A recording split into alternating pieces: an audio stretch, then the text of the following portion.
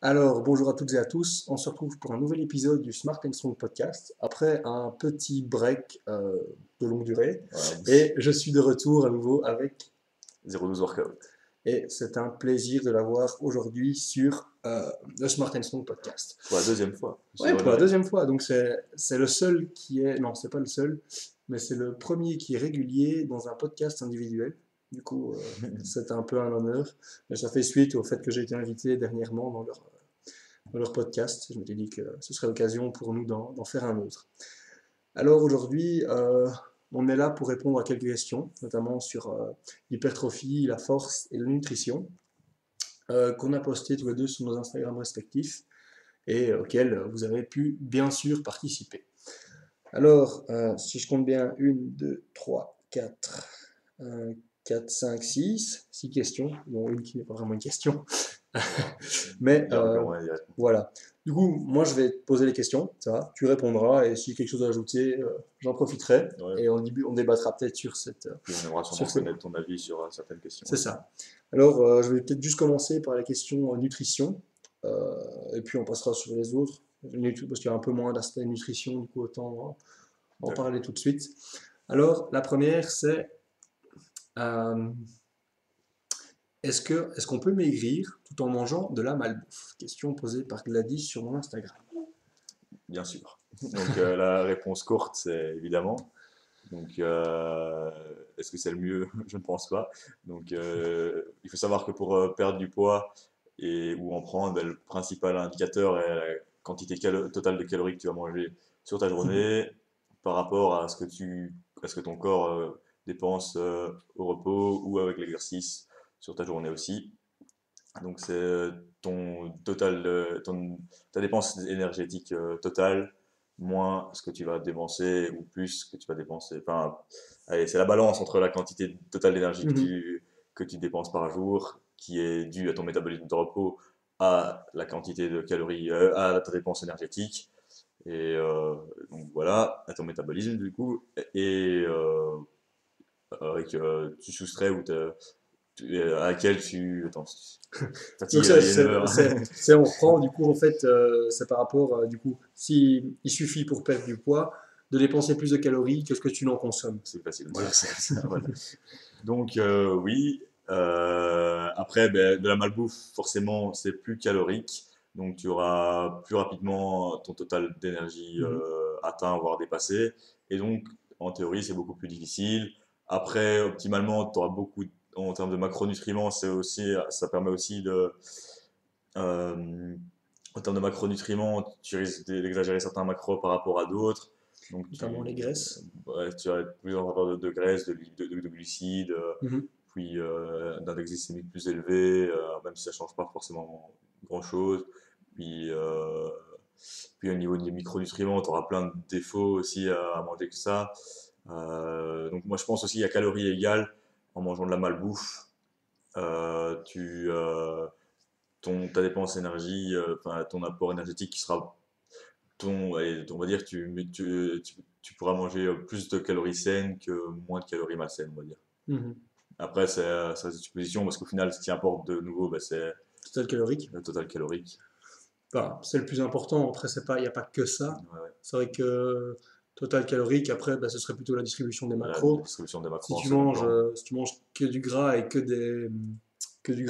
tes glucides, du coup, ce qui est souvent le cas quand tu bouffes la malbouffe, je pense par exemple, le meilleur exemple, ce serait des frites, donc c'est juste du gras, des glucides.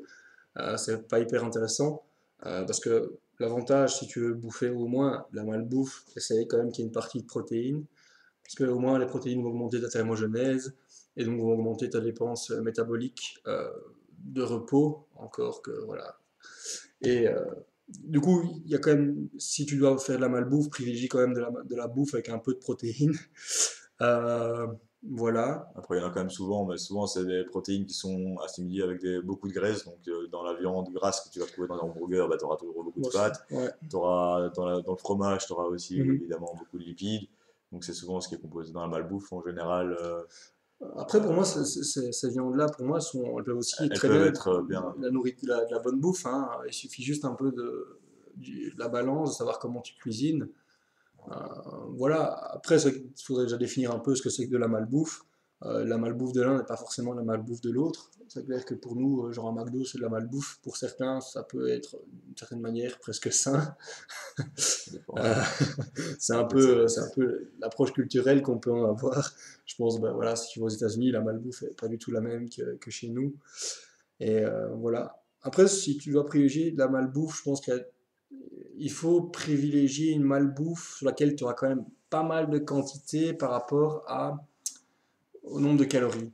Donc je m'explique, si tu dois avoir de la malbouffe, euh, j'ai envie de dire, imaginons que tu aies besoin de 1000 calories, enfin tu consommes un repas à 1000 calories, ce que tu veux c'est que ton repas à 1000 calories soit quand même le plus gros le plus possible, dense. non justement le moins dense possible en fait, parce que plus il est dense, plus il sera petit. Ce que je veux dire c'est qu'en fait Euh, non. qu'il ait le plus de volume, Ouais, entre le plus guillemets. volume. Ouais. C'est ça. Et c'est l'inverse de la densité. Du coup, Ouais, ce que tu veux, juste, c'est qu'il ait juste. plus de volume, parce qu'ainsi, bah, tu auras plus vite l'impression qu'il remplisse ton estomac, une plus grande sensation de satiété. Si c'est un tout petit, j'ai envie de dire, comme quand tu manges des noix, tu peux en manger une poignée. Pour toi, ben, en fait, comme c'est très dense, tu n'as pas l'impression de manger beaucoup de calories. Pourtant, c'est hyper calorique. Et voilà. Tandis que ben, si tu as l'impression de toi, pour bouffer 300 grammes de salade, faut y aller. Quoi. Tandis que 300 grammes de noix, non. Enfin, 300 calories, pardon. C'est absolument pas grand-chose. Donc voilà, essayer de privilégier comme des choses à plus haut volume.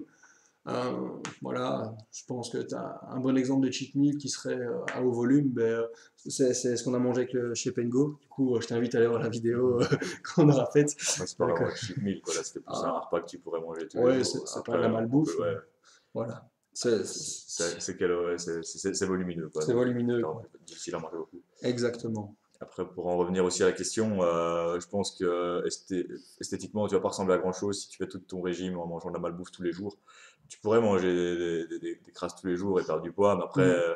dans la vie, tu vas pas te sentir bien, tu n'auras pas une bonne énergie, tu n'auras Ouais, pas un bon état. Et puis même, je crois que tu vas être tout jaune, c'est ça tu le auras, truc. des carences, des Mais maladies alimentaires, de maladies et autres. le transit intestinal, tout ce Ouais, qui c'est va être ça. diarrhée, voilà, Faut je aussi pense que les que organes fonctionnent c'est bien, ça. d'où aussi un bon métabolisme, ça passe aussi par une bonne Yep. alimentation Et, que tu n'auras pas du tout en mangeant des crasses, et quoi. un bête hack que tu peux faire si tu veux éviter de trop manger, si tu bouffes mal, c'est bois de l'eau avant de passer à table. Franchement, ça va déjà prendre de la place dans l'estomac, c'est de la place que la malbouffe, entre guillemets, remplira moins. Du coup, c'est un truc que voilà, tu peux faire. Alors, je pense que de temps en temps, la malbouffe peut être une bonne chose. Je prends l'exemple de moi cette semaine, après une grosse séance de squat, j'étais drainé. Et ça m'a permis d'avoir un sursaut de 3500 calories sur ma journée, ce qui m'a vraiment fait du bien. Euh, je passais une journée à 7000 calories, ce qui m'a remis sur les rails. Quoi. Du coup, de temps en temps, je pense que ça peut être une bonne idée d'avoir un petit peu ce réflexe d'aller sur la malbouffe, même si de manière générale, ça ne va pas être une solution et ça ne va pas présenter la majorité de ton Voilà, alimentation. Quoi. c'est ça. Tu devrais au moins manger 90% de tes repas Yep. sainement. Et sainement, ça peut forcément avoir, tu peux avoir des compromis, mais dis-toi que c'est une alimentation que tu peux garder sur le long terme, que tu C'est pourrais ça. garder longtemps, et que qui induit certains compromis. Par exemple, tu peux manger du ketchup à tous les repas. Si ça va dans ta diète, ça rentre dans tes calories. Voilà, si tu te C'est dis. pas optimal, mais ça Ouais. marche et c'est pas dramatique. On va dire, Mhm. tu prends 20 grammes de ketchup, ça fait même pas. Ça va te faire 20-30 calories, donc c'est pas Mhm. énorme, mais c'est pas ça qui va te tuer. Et puis, progressivement, tu peux réduire les doses aussi pour t'habituer à Voilà. justement ne plus être Ouais, voilà. dépendant presque de cette malbouffe. Donc, en soi, je pense pas que ce soit un problème tant que et si tu as envie un peu de transitionner vers une bouffe qui soit meilleure, c'est pas un problème. Et puis quand on dit 90%, bah, on peut faire la diète classique du bodybuilding, c'est manger sain toute la semaine et puis te faire un petit cheat meal. Et Ouais. c'est ce que moi je suis adepte de ça, j'aime bien faire un énorme truc. Vous me connaissez peut-être pour ça aussi, donc c'est pas moi qui vais vous dire le contraire de ne pas manger de la malbouffe.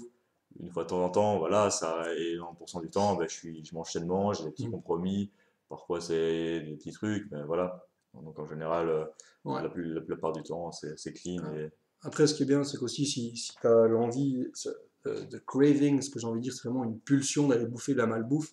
Ce qui est bien, c'est de se faire plaisir un peu tout au long de la semaine. Donc, plutôt que de se dire, OK, je vais aller bouffer ma mitraillette ou mon Burger King en fin de semaine, bien que le Burger King, pour moi, c'est quand même un peu plus simple qu'une mitraillette. ça peut se discuter.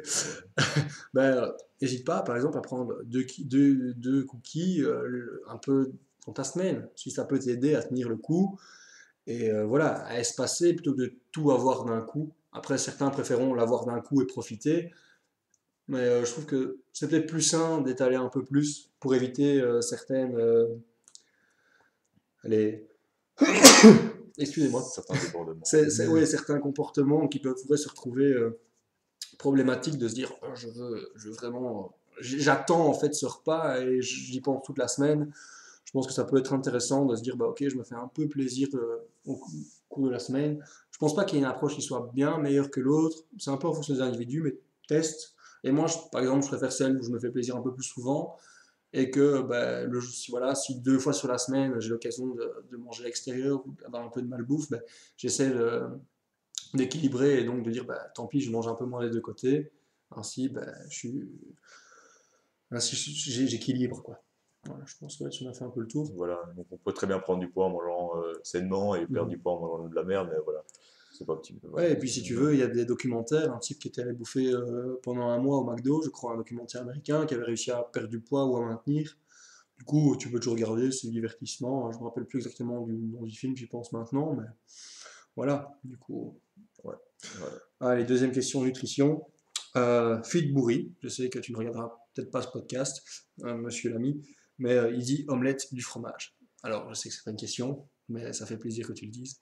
Qu'est-ce que tu penses de l'omelette du fromage? Pour moi, c'est une petite astuce de bulking, on va dire, pour augmenter pas mal de calories. Et puis c'est vrai qu'en voyant la question, ça me paraît un peu spécial. C'est un néerlandophone, tu Donc, peux le comprendre. après, au niveau du goût, c'est très bon, hein. Après, voilà, de nouveau, ça fait beaucoup de. Ça dépend des quantités. Déjà, dans les œufs, en général, tu as beaucoup de lipides, des protéines, donc ça ressemble assez, c'est assez similaire au macro du fromage, on va dire. Sauf que le fromage fait monter plus les calories, donc plus calories denses, comme on a dit avant. Et ça dépend quel type de fromage, évidemment. Et puis, si tu combines les deux, ça peut faire une très bonne combinaison. Après, ça manque peut-être de glucides si tu as besoin d'un peu de glucides. Donc, Après, tu te fais une petite tartine de voilà. chocolat de confiture avec du beurre à côté. Voilà. Ouais, bah Le petit voilà. déjeuner des champions en prise de Moi, masse. je pense qu'il y a certaines astuces pour ceux qui ont du mal à prendre du poids. Et ça permet d'avoir un truc meilleur, beaucoup plus de calories. Et moi, j'aime bien, c'est un peu l'expression, j'ai copié c'est un podcast français qui faisait ça, et c'était de RRR podcast, quoi. Et il parlait un Mhm. peu d'une expression qu'ils utilisaient, qui me faisait assez marrer, c'était abandonner son humanité. Et Ouais. donc, c'était des astuces pour abandonner son humanité, en gros. Et donc, c'était essayer de trouver des trucs pour faire des prises de masse, mais le plus facilement possible. Mhm. Quand tu dois, parfois, ben, tu mentionnais justement que tu avais mangé 7000 calories Ouais. cette semaine un jour, ben voilà, il faut certaines astuces pour arriver à ce quota-là. Et sans devoir manger sainement, parce que sinon tu vas digérer tout ça, et c'est parfois peut-être Mhm. infaisable. Donc, par exemple, mettre beaucoup d'huile dans tes repas, par Du exemple, ketchup. prendre des macros avec de l'huile de colza, et tu vides pas Mhm. l'huile dans le robinet, Ouais, tu tu, gobes l'huile quand tu la bois, un petit shot d'huile. voilà, tu te mets plus de sauce, des trucs débiles là aussi. Tu rajoutes du sucre dans tes flocons d'avoine, ça peut parfois être plus facile. Donc voilà, omelette du fromage, plus, surtout si t'es en prise de masse. Si vous êtes en sèche, retirez peut-être juste le fromage. Après, il y a moyen peut-être d'alterner le fromage, tu mets du cottage cheese ou alors il y a des fromages un peu plus allégés, tu vois, vraiment. Après, voilà, si tu prends peut-être 3 œufs avec 20 grammes de fromage, t'as déjà un très bon goût fromagé Mhm. et ça te fait une très bonne omelette au fromage. Pas obligé de mettre 100 grammes de camembert avec ton omelette, quoi. Ok, du coup, quel est ton meilleur fromage pour faire une omelette du fromage? Bah, moi, souvent la recette typique que je prends, c'est genre je mets 4 œufs avec 100 grammes de cottage cheese. Ça reste healthy et c'est clean, quoi. Voilà. Après, si tu as envie de te faire un peu plus plaisir en respectant un peu plus, bah, tu peux mettre genre 20 grammes de fromage râpé, de la mozzarella, un peu de la feta, c'est parfait dedans, ça c'est excellent. Ou Mhm. fromage de chèvre aussi, ça serait excellent. Tu prends J'allais 20 dire, grammes, moi c'était vraiment le chèvre qui me. fromage de chèvre sur l'omelette, c'est parfait. Ouais. Ouais. Ok, question suivante. Celle-là, à mon avis, elle sera plutôt pour toi. Fab l'impertinent, qui me demande comment combiner musculation, prise de masse et calisthénie dans un programme. Alors avant qu'on y réponde, je tiens à dire que nos amis du Calisthenics Science Podcast ont justement répondu à ça dans un podcast dédié. Donc je t'invite à aller le voir. C'est un podcast d'à peu près 1 heure. Du coup, là, ce sera développé bien plus en détail là-dedans.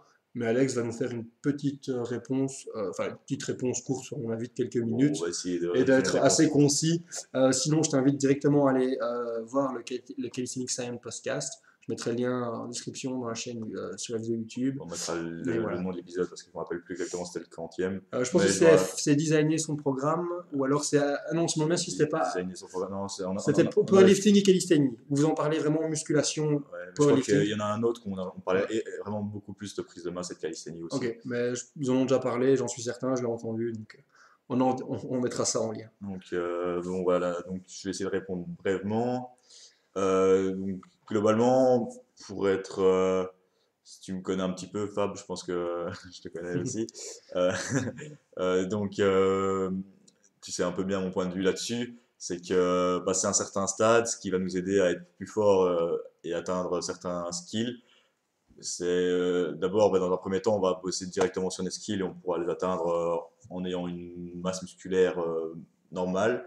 On va dire, parfois, si tu as des bons bras de levier, des petites jambes, tu es plus léger, tu auras peut-être les skills que tu souhaites. Mais parfois, la plupart des gens, justement, vont stagner un certain moment. Donc, c'est à ce moment-là que ça va être utile d'amener plus de masse musculaire. Surtout quand on a travaillé tous ces facteurs nerveux et qu'on est un peu, qu'on atteint son plateau. Donc ces facteurs nerveux, ils vont être travaillés directement au début de l'entraînement. Enfin, dans les premières années d'entraînement, ça va monter excessivement vite. Et puis Mhm. dès qu'on aura passé beaucoup de temps sur son skill, c'est à ce moment-là seulement que tu vas pouvoir te rendre compte, est-ce que j'ai assez de masse ou pas? Est-ce que finalement, est-ce que j'ai assez de masse pour pouvoir réaliser ce mouvement, assez de masse musculaire, sans être trop gros évidemment. Donc, si ça dépend vraiment de toi, donc c'est vraiment une question assez vague. Ben, en général, la plupart des pratiquants bénéficieront de faire une prise de masse à ce moment-là.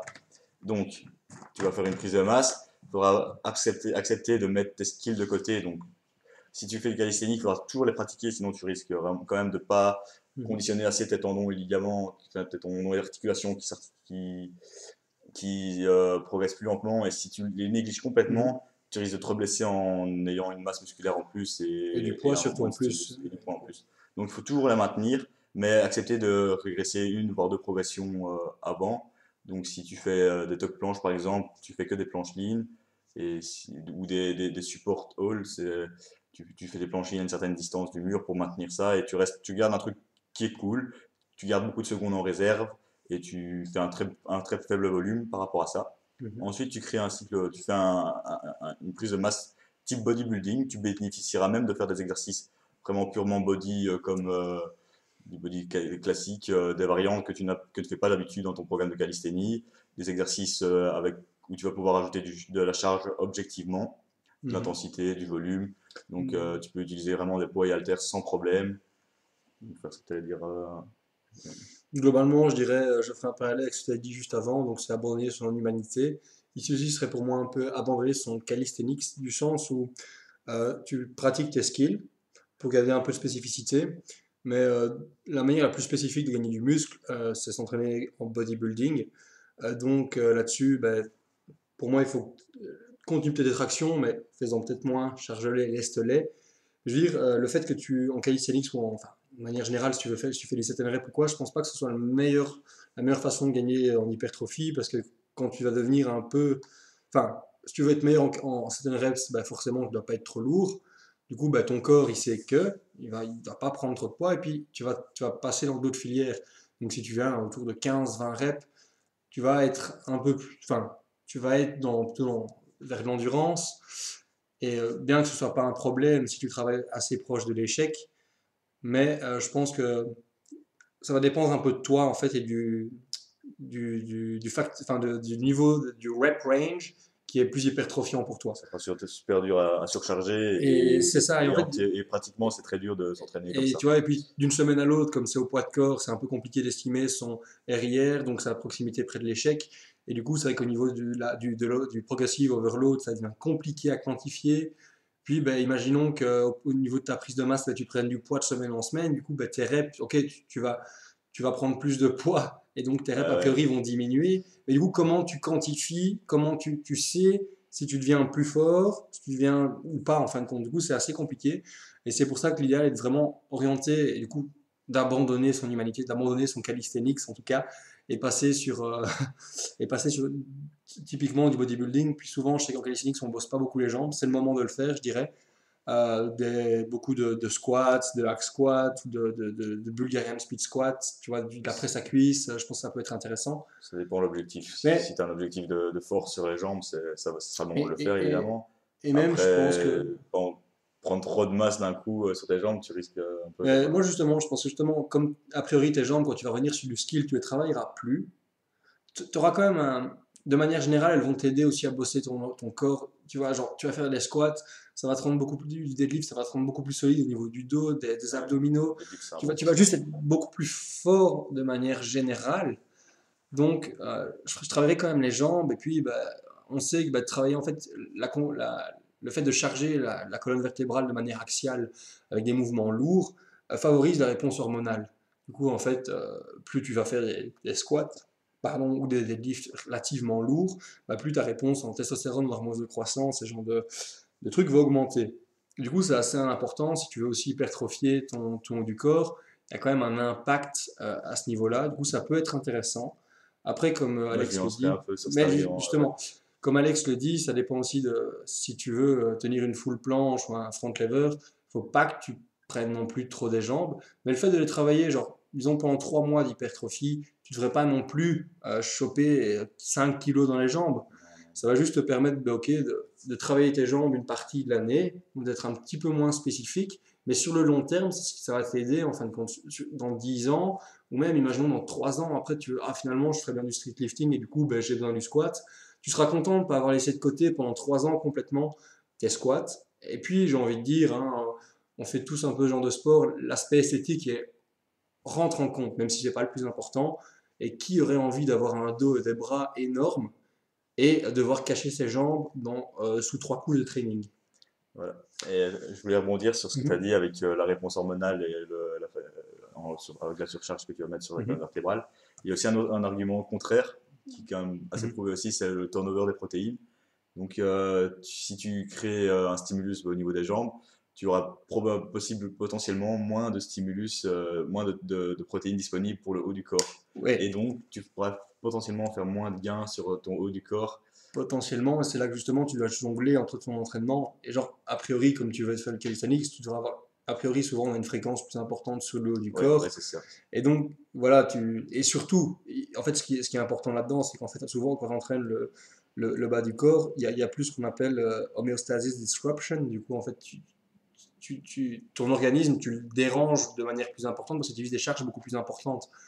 Donc, c'est ça que, en fait, si ton organisme, il veut récupérer, il va organiser toutes ses ressources pour récupérer, surtout à ce niveau-là. Et c'est pour ça qu'il y a peut-être moins cette possibilité-là Ouais, t'as de le raison. faire au niveau du haut du corps. Mais là-dessus, et ça souvent, quand tu regarderas typiquement avec les bodybuilders, imaginons sur un split de 6 jours, la plupart du temps, tu vas avoir 4 jours haut du corps Ouais. et puis 2 jours bas du corps, ce qui permet justement de contrebalancer à ce niveau-là. Et surtout, comme tu soulèves en général plus lourd pour le bas du corps, tu as besoin de plus de temps de récupération. Voilà. Après, je sais que d'autres adorent faire de la haute fréquence. Et du Ouais. coup, ils pourraient faire les jambes 4 fois semaine. Mais à ce moment-là, ils contrebalancent comment? En ayant une moins grande intensité sur Sur ces le- jours-là. Et du coup, au niveau du turnover, entre guillemets, turnover négatif, on contrebalance. Ouais. Mais du coup, c'est vrai qu'il faut prendre ça en compte. Après aussi, à prendre ça en compte avec tes objectifs. Ouais.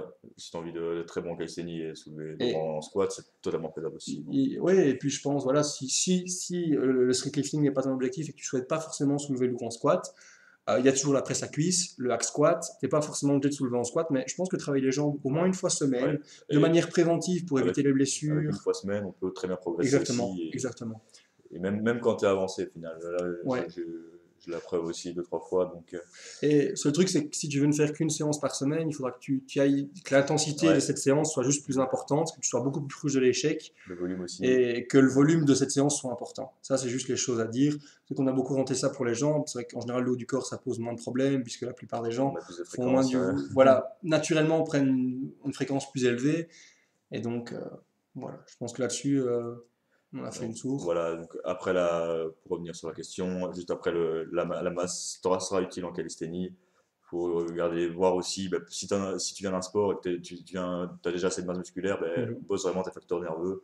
Et au final, sur ton année, si tu as vraiment envie d'être bon en planche et des autres mouvements, tu devras quand même te concentrer le plus longtemps, la plupart de ton temps sur ça. Mais tu bénéficieras au moins dans tes premières années de prendre 1 ou 2 ans pour vraiment te faire une masse de dingue en fait. Mhm. Donc ouais, voilà, on peut passer aux prochaines questions. Alors ici j'en ai deux de Gwendal, deux questions de Gwendal. La première Le est, poteau. ouais, on pense à toi, est-ce une bonne idée de faire une séance étirement vers 11 heures et sa séance d'entraînement, du coup ses lifts, vers 15h30? Pour moi, ça dépend la séance d'étirement. Donc, on va dire, tu t'entraînes le bas du corps à 15h30 et tu vas commencer à t'entraîner pour ton grand écart ou ramener tes genoux, tes pieds au nez, pas ta tête au nez, au pied euh, le matin, ça sera pas la bonne idée. Même le jour d'avant, à la Mhm. limite, tu vas créer trop de dommages musculaires, tu vas trop Ouais. étirer tes fibres et du coup, tu vas pas encore avoir récupéré d'ici là. Et donc, c'est vraiment pas une bonne idée. Après, bah, si tu fais le bas, si tu tires le bas et que tu t'entraînes le haut, il n'y a aucun problème. Mhm. Et à la limite, même le bas, en fait, si tu t'entraînerais le bas, si tu gères une certaine intensité, et puis on sait très bien balayer l'effet d'étirement par du balistique. Ouais. Mais de nouveau, si tu as vraiment des gros objectifs en termes de souplesse bas du corps, ça va pas le faire. Si tu as des objectifs moyens, c'est pas parce que tu fais un petit peu de stretching que tu n'arriveras plus à squatter la veille. Donc Mhm. gère bien ton intensité que tu vas mettre dessus aussi. Et je dirais 2 à 3 séries sur un mouvement, style ta flexion de hanche. C'est pas ça qui va t'empêcher de squatter lourd ou faire du gros deadlift le soir. Si tu refais un peu de dynamique, de balistique, tu t'échauffes bien, Mhm. il n'y aura pas de problème. Après, si tu as vraiment envie d'optimiser ça à fond, évite de les faire, même planifier pour les faire après, voire le jour d'après. Et essayer d'éloigner les séances bas du corps loin des jours jambes. Surtout qu'on va dire avec 1 ou 2 séances bien faites par semaine, tu peux quand même progresser en souplesse. Et puis pour le haut, il n'y a aucun problème à faire le bas avant. Et donc le jour où tu t'entraînes le bas, bah, peut-être fais des étirements pour le haut, sans problème. Ouais, moi je suis à peu près d'accord avec ce que tu dis. J'ajouterais qu'en fin de compte, il y a une possibilité. Et celle-là, au niveau de la littérature, ce qui est assez intéressant, c'est qu'il y a des études qui ont vraiment été faites récemment sur le fait de s'étirer en intersérie, du coup faire ta série, s'étirer après. Du coup, au niveau réponse hypertrophique, ça serait assez intéressant, parce qu'en fin de compte, la séquestration des métabolites serait assez intéressante, puisqu'en fait, tu ne laisses pas l'opportunité à ton muscle de laisser partir les métabolites, et en même temps, tu rajoutes de la tension, ce qui est un facteur d'hypertrophie, enfin, c'est deux facteurs sur les facteurs d'hypertrophie, ça peut être assez intéressant. Après, si la performance est l'objectif, c'est pas hyper, du coup, c'est pas l'idée. Et là, je me référais à ce que dit Alex. Et en plus, j'éviterais tous ces loaded stretch, du coup, tous ces étirements où tu vas rajouter de la charge parce qu'ils vont être encore plus traumatisants. Voilà, en tout cas, je vois pas voilà, il n'y a pas de contre-indication de s'étirer. Ce qu'il faut penser aussi, c'est que s'étirer longtemps, je sais pas quel niveau de récupération à ce niveau-là, mais je pense que ce serait quand même pas optimal de trop s'étirer Ouais. le matin parce que euh, tu vas t'étirer, du coup tu vas relâcher le muscle. Et la force, ben, plus tu es rigide, il faut penser un peu à un ressort, ben, meilleure est la transmission de force. Du coup, ben, j'étirais pas forcément à fond, alors du coup, par exemple, le membre inférieur et puis faire squat ou deadlift, je pense que ça serait pas idéal. Après, je suis pas exactement sûr de savoir s'il y a 4 ou 5 heures, est-ce que tu as récupéré ton niveau de stiffness original Si tu de as fait l'heure et une d'heure. grosse séance d'étirement Je pour pense que grand non. écart, Je pense que, clairement, ouais. absolument pas. Et surtout que tu risques d'avoir des DOMS en plus. C'est comme une séance de musculation au Ouais, final. ok. Tu auras au moins 48 heures si tu fais une vraie séance avec. Tu vois, je parlais de l'exemple de 2 à 3 séries tantôt. Ben, si tu fais une vraie séance de grand écart, en général, tu fais 6 à 9 séries sur tes adducteurs avec de la charge, des phases Mhm. avec du PNF et des choses comme ça. Et donc là, d'office, tu auras une fatigue Ouais. et tu auras besoin. J'ai regardé un peu, ça, souvent, ils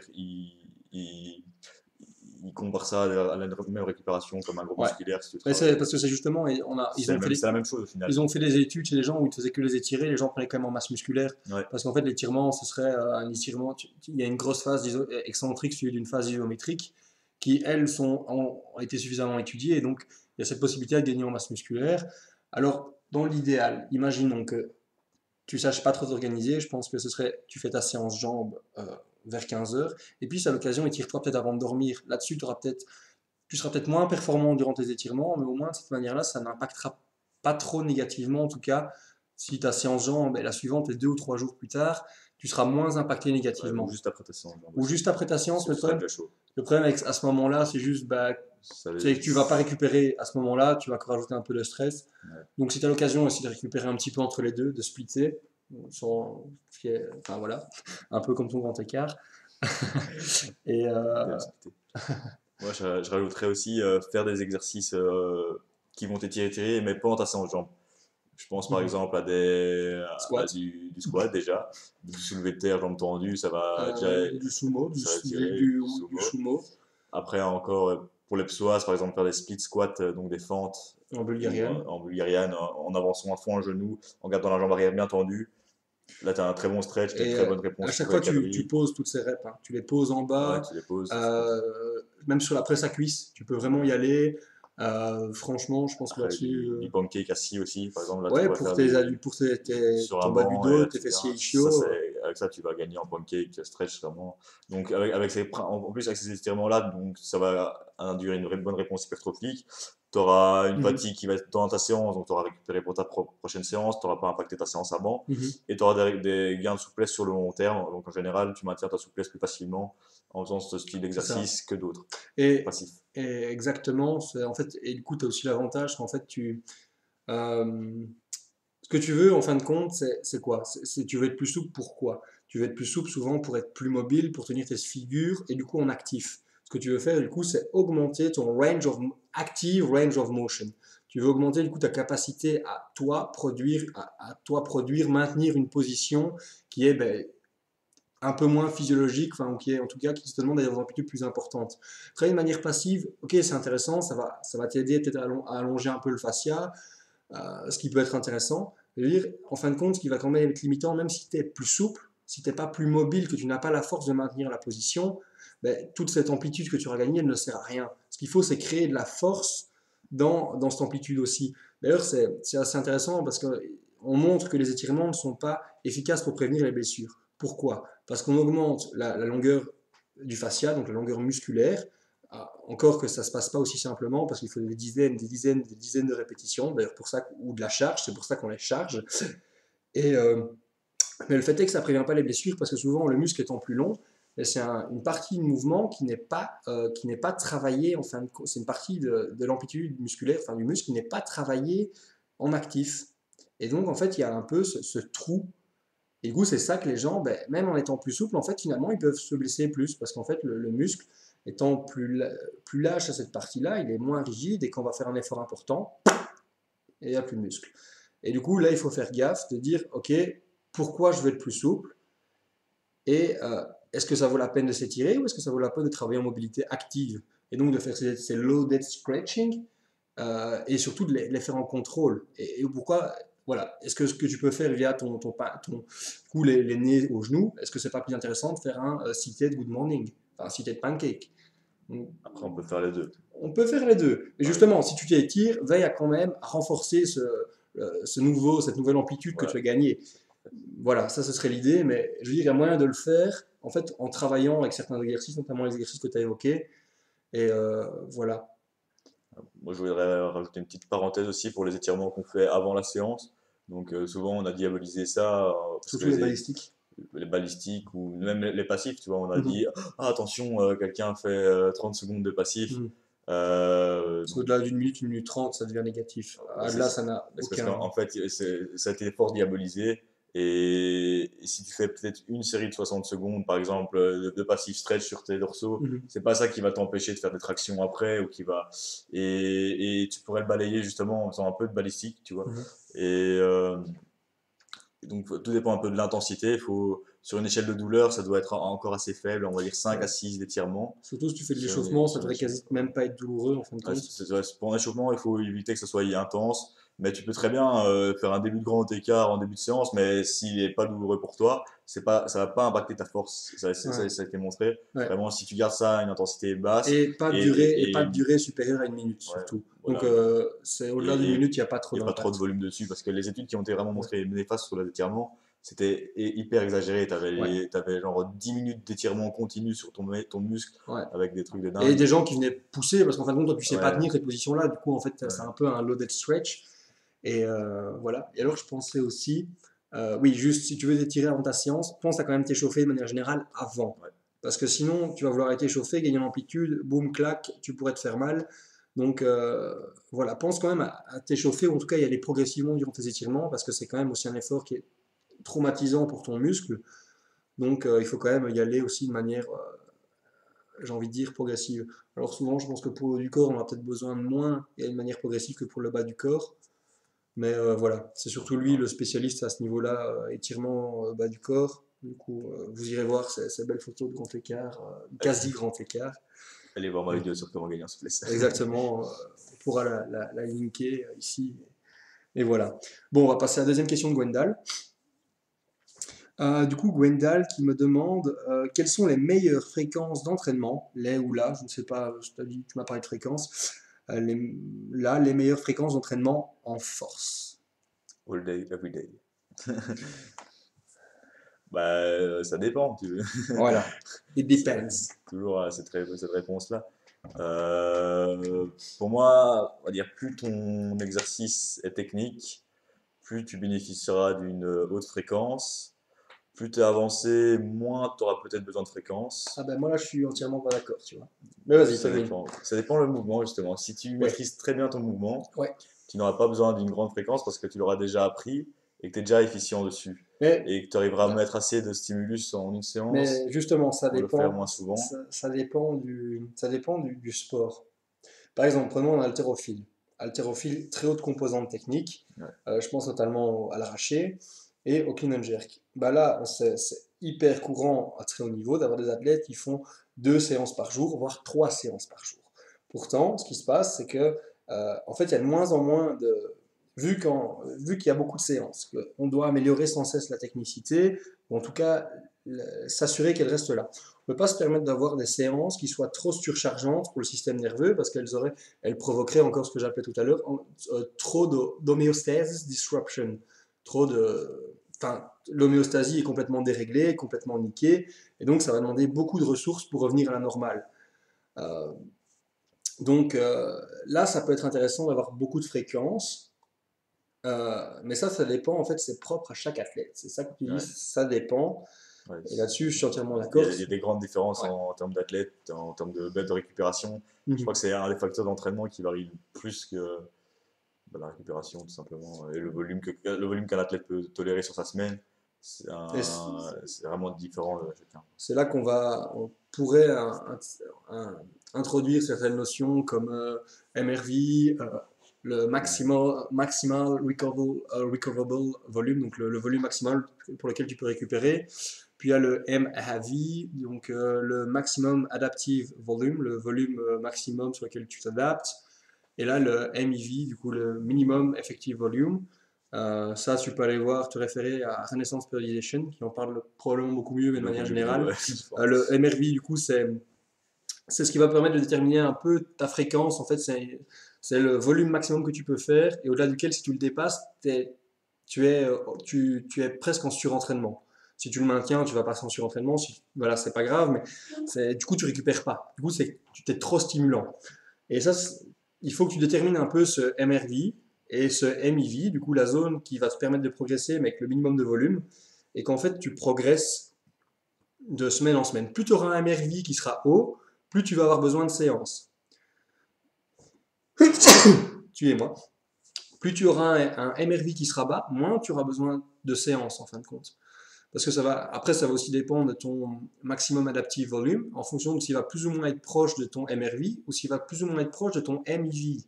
Plus tu rapproches de ton MRV, plus tu auras besoin de séances, du coup une fréquence plus importante, et plus tu rapproches de ton MIV, moins tu auras besoin de séances. À savoir que tout ça peut varier d'un groupe musculaire à l'autre, que ça va progresser au fur et à mesure de tes années d'entraînement, et voilà. Ouais, t'as bien dit ça.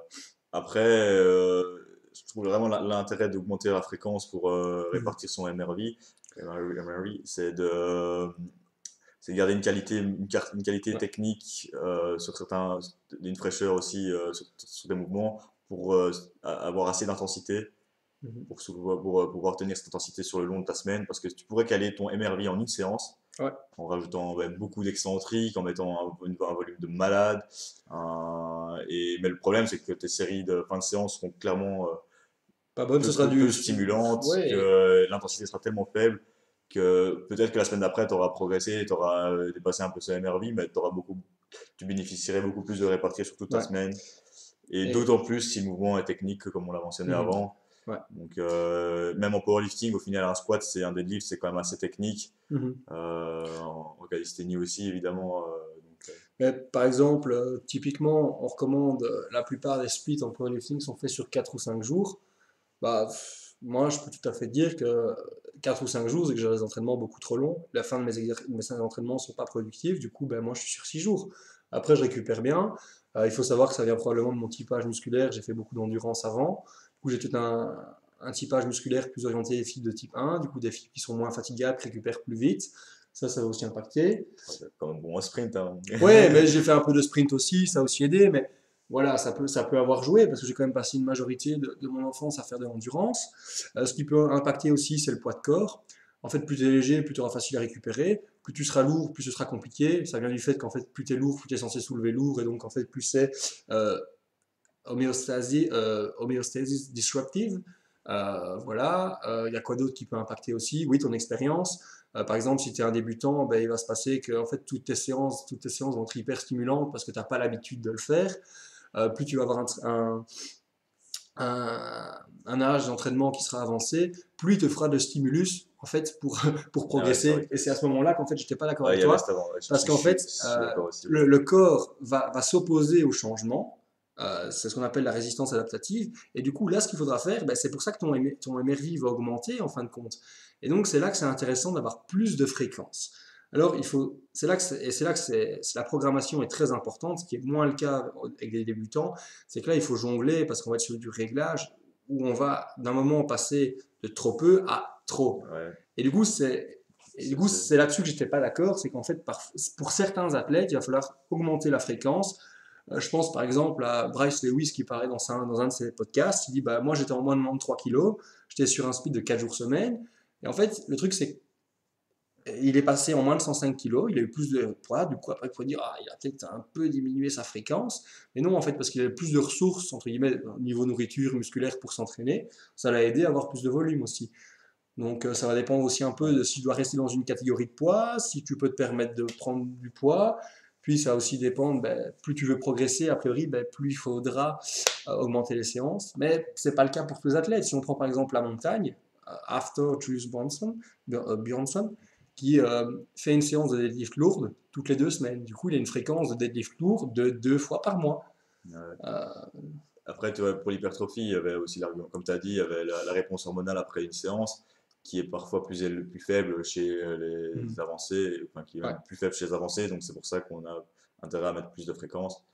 Après, je pense que si tu mets vraiment une séance tellement stimulante, tu pourrais Ça, c'est diminuer ta notamment. fréquence. Si tu Ouais, vas plus à l'échec, justement, tu vois, tu pourrais diminuer ta fréquence, mais si on ouais. va à l'échec, c'est souvent optimal pour la force, donc ouais, au final, C'est ça. ça Et serait... notamment, c'est un peu le cas avec la plupart des bodybuilders. Si on regarde, on parle peut-être pas de bodybuilders naturels, mais les gros bodybuilders dont on voit les séances, c'est ça, c'est de là vient le gros split.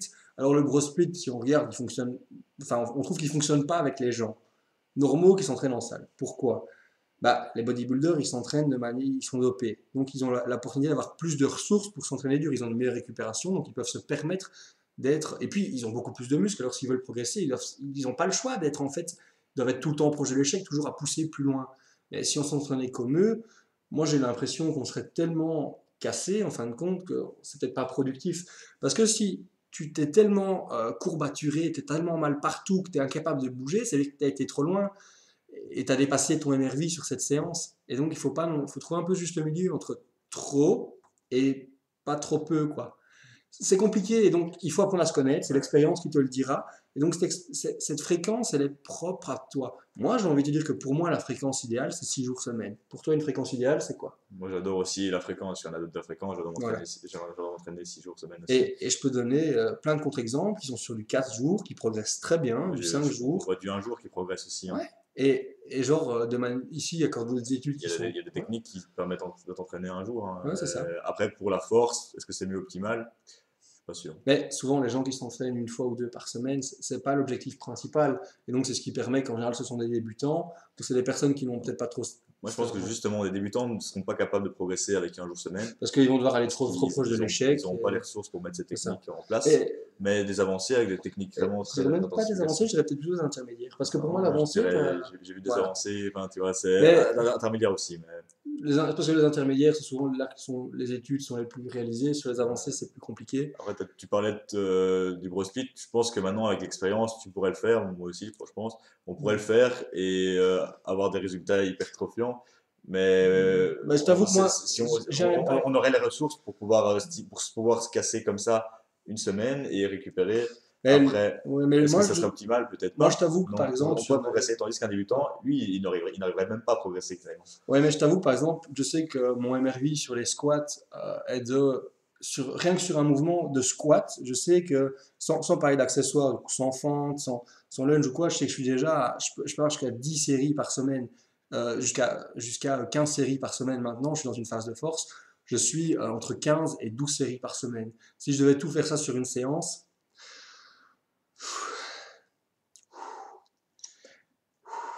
Ton intensité diminue aussi, hein, mais après, tu t'aurais rajouté autre chose, ouais. tu t'aurais rajouté plus d'accessoires, donc les exercices Mais je l'ai fait, et je l'ai fait, et sont genre, je l'ai diversifiés fait, et genre, sur à peu près sur une séance, genre, si je dois, si j'ai mon accessoire après, donc la presse à cuisse ou autre chose, je suis quand même à 5 à 6 séries de squats, la même chose sur les séries de presse à cuisse, puis j'ai de l'accessoire, et voilà, ce qui me fait plus chier là-dessus, c'est, en fait, c'est juste que je suis trempé, que c'est le souffle qui me retient, c'est pas le muscle en tant que tel.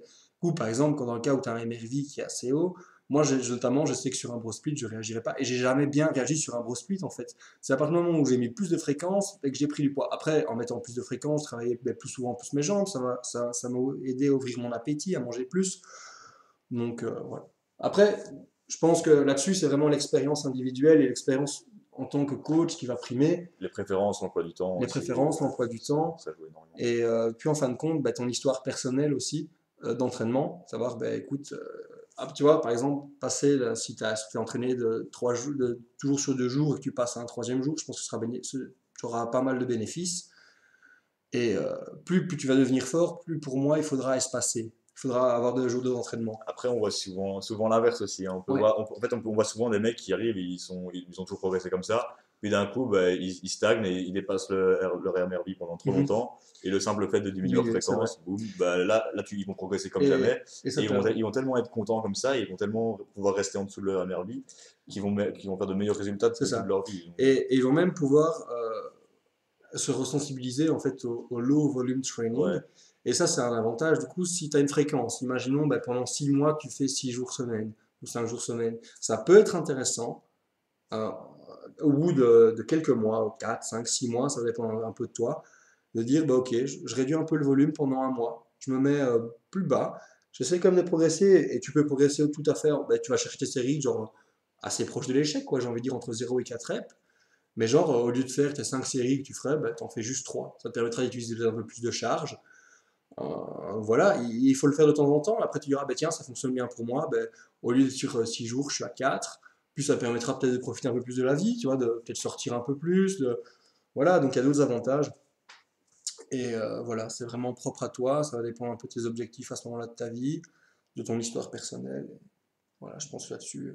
Je pense que pas mal, c'est une grosse question quand même. ouais, c'est une grosse question. Mais bon. La fréquence, c'est vraiment un truc complexe. Et là, et puis on a une grosse dernière question aussi. Euh, ouais, on a fait le tour à ce niveau-là. Elle est longue, hein. Merci Léopold pour cette belle question. Est-ce intéressant de varier l'organisation des exos d'hypertrophie, donc l'assistance, parce que dans le cas de Léopold c'est un peu lifter, reps, série, charge, au fur et à mesure que l'intensité des main lifts varie. Donc, par exemple, en S1, poids facile, en S2, moyenne, en S3, difficile. Euh, Est-ce intéressant de diminuer les charges pour les exos d'assistance quand on approche de la S3? Du coup, en fait, imaginons, tu ferais en S1 12 reps, en S2 10 reps et en S3 8 reps. Ou alors, est-ce qu'on dit, ouais, on Les diminue les charges, reps, on ouais, diminue les reps, la charge ou les séries? excusez-moi, j'ai pas bien expliqué la fin. Mais on diminue la charge, du coup, par exemple, première semaine, on met 20 kilos, puis 18, puis 16. Ou alors, est-ce qu'on diminue les répétitions, du coup, disons 12, 18, ou alors est-ce qu'on diminue les séries 4, 3, 2. Qu'est-ce que tu en penses? Bah, ça dépend un peu du cycle où tu en es. Si ton cycle, le but c'est d'augmenter ton hypertrophie, justement, tes main lifts seraient limite tes exercices d'hypertrophie. Après, si tu approches plus d'une compétition et que ton accessoire est peu important, là, ça peut être une bonne stratégie justement de progressivement diminuer. Moi, je garderais une charge assez importante pour garder une bonne intensité et peut-être diminuer le nombre de séries. Donc, peut-être commencer à 3 séries d'accessoires, 2 séries. Et puis, si ton intensité augmente sur ton main lift, ça peut. Mais il y a tellement de manières de faire aussi. Mhm. Donc, c'est vrai que là, tu as proposé plusieurs manières. Euh, Après, bah, clairement, pour tes main lifts, augmenter bah, l'intensité, c'est excellent. Donc, garder un RPE facile au début, et puis progressivement l'augmenter. Donc, en faisant attention au volume. Euh, J'avais pensé à un truc, en entendant la question, là, j'arrive plus à retrouver ça concrètement. Je sais pas si toi, à première vue, tu as déjà une Ouais. idée sur la question. Moi, ce que j'aime bien faire, en tout cas, pour le main lift, ok, donc RPE, pourcentage, ce que tu veux. Et en fait, ce que j'aime bien, c'est donner une fourchette de répétition. Une fourchette de répétition, du coup, entre 8 et 10 reps. Voilà. Après, moi, je prescris l'intensité, donc imaginons RPE 7, RPE 8. Je prescris pas la charge, mais je prescris 3 séries, par exemple. Et c'est de l'assistance. Donc, le principe, c'est pas forcément de gagner en hypertrophie, en tout cas dans un cycle de force ou un cycle de pic, c'est de maintenir la masse musculaire pour qu'en plus, quand tu arrives dans ton pic, tu aies maintenu le plus de masse musculaire et du coup, ben, voilà, que tu puisses, a priori, exercer une force plus importante. Et du coup, en fait, en faisant cette manière-là, donc en prescrivant une intensité fixée de RPE 7-8, ce qui se passe, c'est qu'imaginons tu utilises 20 kg et tu arrives à faire 10 reps ta première semaine parce que tu es en forme. Ta semaine 2, tu te dis, ok, je reprends les 20 kilos et je vois. Et puis là, tu te dis, ok, pour le RPE 8, j'arrive à 8 reps. Ok, bah ok, j'ai diminué les reps, mais je garde toujours mes 3 séries. Parce qu'on veut quand même garder une dose qui soit minimum, genre par rapport à ton MIV, ton MRV, mais il faut garder quelque chose qui puisse quand même te faire progresser un petit peu, même si c'est très léger, c'est ce qu'on veut. Ou en tout cas, quelque chose que ça te maintienne, du volume de maintenance. Ce sera peut-être 2 séries, ça peut être une série pour toi. Ça, voilà. Et ça, c'est un peu à toi de le découvrir et de voir un peu ce qui fonctionne, et ça, il faut tester. Moi, je sais que par exemple, euh, je le fais sur les épaules, ça me demande 5 séries sur la semaine. Et donc, je fais 3 séries le lundi, et je fais 2 séries le jeudi. Voilà. Je les amène à peu près à une intensité de RPE 8. Et voilà. Et ça me maintient. Du coup, je ne vais pas régresser. Je ne progresserai pas, mais au moins, je suis maintenu. Et du coup, quand j'aurai envie de remonter un peu le volume sur les épaules, ce sera nickel. Et donc, en fait, en fixant ce RPE, et donc avec cette fourchette de répétition, ta semaine 2, du coup, tu étais à 20 kg, mais tu as fait 8 reps. En semaine 3, tu dis, OK, la semaine dernière, j'étais sur le bas de la fourchette. Du coup, je vais prendre 18 kg. Et puis là, tu fais 9 reps, voire 10 reps. Ah ben, OK, tu as la même intensité, mais tu as résolu ton problème à ce niveau-là avec ta fourchette de répétition. Ta fourchette de répétition, elle peut faire 10 à 14 ou quoi, enfin, ça dépend un petit peu. Mais plus tu se rapproches d'un pic, plus il faudrait que ta fourchette de répétition, elle soit, entre guillemets, spécifique. Du coup, tu vois, tu vas pas partir sur du 15-20 reps quand tu es sur ta dernière semaine de pic. Ça sert pas à grand chose. Voilà, du coup, du 8 à 10 reps ou du 6 à 8 reps sur l'assistance, ça peut être correct à ce moment-là. Et du coup, c'est ça qu'avec l'avantage, si tu as une intensité fixée, en fait, tu vas réguler sur le nombre de répétitions que tu fais ou sur la charge. Moi, je suis d'accord avec toi, c'est ça que je cherchais un peu à dire, c'était que maintenir une intensité fixe qui ne change pas en fonction du nombre de séries de répétitions que tu vas Mhm. faire. Donc, Ça va changer ton état de forme et comme a voilà. priori tu seras de moins en moins en forme au fur et à mesure de ton bloc, bah en fait tu résous le problème à ce niveau-là et je Après, pense que ça dépend aussi de quel accessoire tu parles, parce qu'il y a ouais. certains accessoires qui seront limite inutiles à faire à certaines périodes. Je pense à du stiff leg deadlift si t'es avant une compète, tu vois, enfin ça n'a pas Voilà, d'intérêt. Je pense que t'as d'autres. des biceps curls avant une Non, moi compète. je les aime bien. Mais tu vois, je sais pas, tu vois, des triceps extension par exemple, tu vas pas, c'est un peu plus fatigant aussi à ce niveau-là. Donc, Ouais. si tu as déjà beaucoup de bench, Mais après, tu vois, ça permet de garder un peu. Ce que j'aime bien avec ces monoarticulaires isolation, c'est que ça permet d'avoir un peu de travail. Genre, moi, mes biceps, si je travaille pas mes biceps avec le low bar, je sais pas bencher, et du Ouais, coup je suis il y a tout un obligé. travail Voilà, et d'observation de ça, il blessure faut aussi qui se regarder. fait. Et en fait, c'est ça. Et ça que je disais par rapport au fitness. En fait, si tu fais du travail d'isolation, tu auras moins de fatigue, entre Ouais. guillemets, axiale. Du coup, c'est peut-être plus intéressant, au fur et à mesure de tes blocs, d'avoir des exercices qui soient peut-être moins traumatisants. Par exemple, moi, je suis dans un bloc ici, bloc de force, où j'ai 3 jours squat, où j'ai du low bar le lundi, j'ai du SSB le mercredi, et j'ai du low bar le vendredi. Et ben, je sais que durant mon bloc prochain, j'aurai du low bar le lundi, et puis ben, mon mercredi, je ne vais plus avoir de SSB ou quoi que ce soit, je vais juste mettre du goblet squat, un exercice qui sera beaucoup moins fatigant, mais qui m'amènera quand même un petit stimulus sur les quadriceps pour que j'ai une rétention de masse musculaire et pas de perte. Et puis j'aurai quand même mon low bar le vendredi. Et du coup, tu peux changer aussi la difficulté entre guillemets de ton accessoire. Si imaginons que tu fais du rowing aux haltères, tu dis bon ok ça devient un peu fatigant, fais du rowing à la machine. Ouais, voilà, c'est ça. En fonction du cycle, tu peux varier Mhm. l'exercice, quoi, l'accessoire en question. C'est ça, Ça joue beaucoup aussi dans la fatigue qu'il va induire sur toi. c'est ça. Et puis j'ai envie de dire, il y a un truc qui est intéressant et je l'ai appris tout récemment. Euh, Souvent, au fur et à mesure de ta séance, tu vas avoir de la fatigue qui va s'installer. Souvent, plus tu vas être lent, tu vas aussi avoir une diminution de la glycémie, ou ce genre de choses. Et une astuce que tu peux utiliser pour te remotiver en séance, par exemple avant ton accessoire, ce serait de faire un peu des efforts explosifs. Il se trouverait que les efforts explosifs auraient un effet hyperglycémiant. Et Ouais. donc, en fait, c'est un truc qui est utilisé chez les diabétiques de type 1 pour contrôler un peu leur glycémie. Du coup, des efforts, par exemple, en fin de séance, on va provoquer un effort explosif, donc un lancer, un saut, un sprint, qui va permettre de reglycémier un peu leur sang. Et c'est un truc que j'ai vu, en fait, par exemple, quand je fais mes deadlifts, j'ai tendance à, du coup, à être un peu cassé, mort. Et ce qui se passe, c'est qu'en faisant mes squats après, et les squats qui sont plus légers, vu que voilà, et en fait, j'arrive à mettre de la vitesse et je me sens toujours beaucoup mieux après. Et je sais, voilà, c'est juste, après voilà, c'est une observation, donc ça vaut ce que ça vaut. Mais voilà, ça peut être une idée, genre si tu vois qu'au fur et à mesure de ta séance, tu dis, bon, ok, ça commence à être trop fatigant, je vais diminuer les reps, pourquoi? Peut-être utiliser un peu cette astuce-là. Ouais, Enfin, ça vaut ce que ça vaut. Il semblerait qu'on puisse utiliser ça chez les diabétiques. Je ne vois pas de raison à ce qu'on ne l'utilise pas chez nous, puisqu'un effort hyperglycémiant chez l'un sera aussi un effort hyperglycémiant chez l'autre. Enfin, surtout que de la manière dont on me l'a expliqué, c'était aussi le cas chez nous, donc ça peut être intéressant.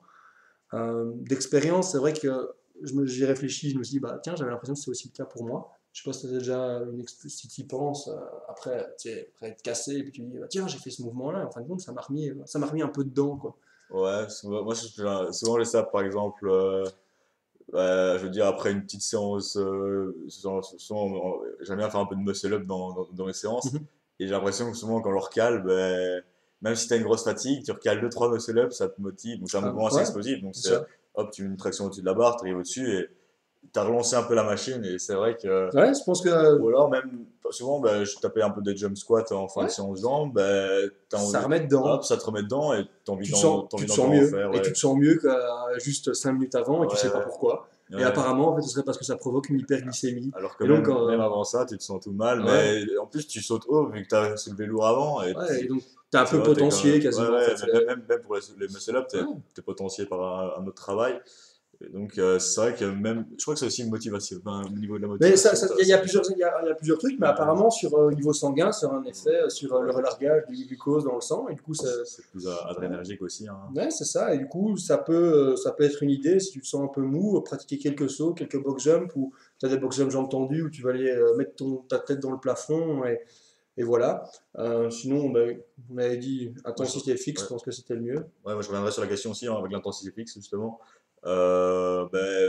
Les accessoires à ce moment-là de l'année, ils n'apportent pas tellement que ça, donc tu ne vas pas vraiment chercher à Mhm. progresser dessus. Donc voilà, comme on a dit, diminuer la charge en fonction du RPE ou les reps et les séries. Après, une bonne stratégie, c'est d'augmenter, enfin vraiment, à toi de tester ou voir si quand tu as diminué les séries, bah, ça n'a pas du tout impacté les trucs ou autre. Et puis c'est testé, et si la semaine précédente, bah, c'était bien, ça n'a pas trop impacté, essaye de garder le même nombre de séries et peut-être d'augmenter d'une série. Tu peux peut-être progresser un petit peu à ce Ouais, niveau-là. si tu sens que tu as vraiment mis Voilà. facile dans ton truc Euh, et que ça n'impacte pas du tout tes trucs, si tu as envie de travailler un petit peu plus, ben voilà, c'est aussi une opportunité de travailler sur un exercice mhm. et ça va pas tellement te fatiguer. Et puis l'avantage avec l'accessoire, c'est qu'en fait, comme il peut varier, c'est contrairement à ce qui n'est pas le cas des main lifts, ça peut amener un peu de nouveauté dans ton entraînement et du coup te permettre de rester focus dedans. Du coup, les exercices que tu vas utiliser vont aussi avoir énormément d'importance. Mais voilà, comme le dit Alexandre, en général, si tu es plus proche d'une compétition, ce ne sera pas super important. Dis-toi que tu les gardes un peu pour ta santé mentale, pour ta santé articulaire et musculaire, mais tu les gardes pas pour forcément mettre du muscle. C'est pas à ce moment-là que le focus veut être, c'est sur la force, notamment, ben, voilà. Et si tu veux vraiment profiter de ton accessoire, ben, faut pas hésiter à repartir sur une phase d'hypertrophie. Ouais, là-dedans, tu vas pouvoir Euh, vraiment. ouais, tu vas pouvoir t'amuser, tester plein de trucs. Euh, et voilà, je pense que là-dessus on répond à la question. Moi, Euh, en général, l'accessoire, quand je le mets, je ouais. diminue le nombre de séries. Et Voilà, je pense, et voilà, c'est ce que je c'est fais. ce que Alex disait que c'était pas important. Si tu le sens vraiment pas, skip l'accessoire. Ouais. Et reviens le lendemain et fais-le peut-être, juste. Tu peux splitter. Ou Euh, alors, tu le mets pas et c'est tant que tu vas très bien fonctionner sans. non, ou alors tu as 4 séances. Là, justement, ça peut être intéressant de Ouais, mettre une ah ouais, cinquième séance. Et donc, en fait, de répartir, mais ça, je t'en ai déjà parlé, Léopold, donc de répartir un peu plus ton volume sur la semaine. Et donc, tu vois, d'avoir un. Tu sais, si tu fais ton deadlift, tes squats, putain, t'es mort, ben, sépare tes deadlift et tes squats. Et après, l'assistance que tu avais après tes deadlift et tes squats, bah, ouais. putain, il sera beaucoup plus qualitatif. Tu seras beaucoup moins fatigué. Et donc, là, tu auras de l'accessoire qui sera intéressant. Tu diras, ben, finalement, je peux peut-être mettre un peu plus d'accessoires. Et puis, tu risques pas grand-chose à te cramer sur de l'accessoire en fait. Parce que déjà, ça va Non. pas induire tellement de fatigue. Si tu Tu le choisis bien, si tu le si choisis tu bien. choisis bien, ouais, ça dépend quel type d'accessoire c'est. Et limite, tu peux le faire en mode circuit training, tu vois, tu C'est peux, ça. Moi, hop, tu peux faire un je le ferai peut-être pas peu. en circuit training parce que surtout si tu es en phase de force, tout ce que tu veux, Ouais, c'est pas ouais, travailler le ouais. conditioning, ça va te fatiguer, ça pourrait te fatiguer ou alors tu vas utiliser moins de poids. C'est pas Voilà. fatigant, ouais, ça. Mais après, si tu es en phase d'hypertrophie, fais des supersets, fais des giant sets, fais des trisets. Là, à ce moment-là, je pense que ça peut être super intéressant de rendre son accessoire vraiment Ouais, marrant, voilà, c'est ça. Vraiment, rendre ton un peu accessoire challenging, fun, d'avoir quoi. une putain de bonne sueur, de se dire en fait, j'ai pas besoin de faire de cardio puisque j'ai fait 5 séries de giant sets. Enfin, voilà quoi. Voilà, Voilà. je pense que là, on a fait un peu le tour. Si vous avez d'autres questions pour les podcasts suivants, n'hésitez pas à les envoyer soit à Alexandre, si ça concerne plutôt la calisthénie, il répondra dans son Calisthenics Science podcast, ou peut-être bien dans une vidéo. Bon, ouais. N'hésitez pas à me les envoyer aussi, soit je les mettrai de côté, soit j'y répondrai dans une vidéo si elle est suffisamment intéressante. Et voilà. N'hésitez pas à vous abonner chez Alexandre, à vous abonner chez moi. Et on se retrouve bientôt pour de nouvelles aventures. C'est un réel plaisir de se retrouver. Encore une fois, pour la deuxième fois, Ouais. hyper content d'être venu. Et si on a une bonne petite discussion, je pense qu'on a pu. Depuis la dernière fois qu'on a fait un Toujours podcast, des sujets. on a tous les deux accumulé, je pense, beaucoup de connaissances nouvelles. Toujours, hein. On reste toujours Toujours. Donc, en apprentissage continu. et oui, C'est la beauté. pour ça qu'il faut bien nous écouter, nous. Ouais. Voilà. Allez, à plus. On se retrouve Au revoir. bientôt. Et surtout, retrouvez-le bien vite dans le Calisthenics Science Podcast. Sur Smart Strong aussi. Salut!